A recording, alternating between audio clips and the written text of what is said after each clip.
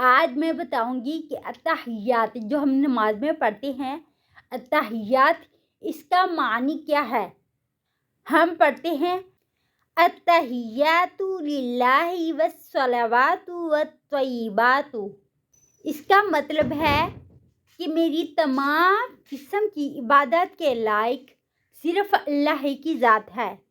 اب ہم اس کا لفظی ترجمہ سیکھتے ہیں۔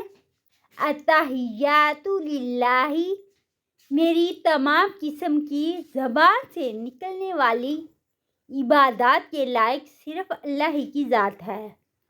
للہ، اللہ کے لیے ہے۔ والصلوات، اور میری تمام تر عملی عبادات اللہ کے لیے ہیں۔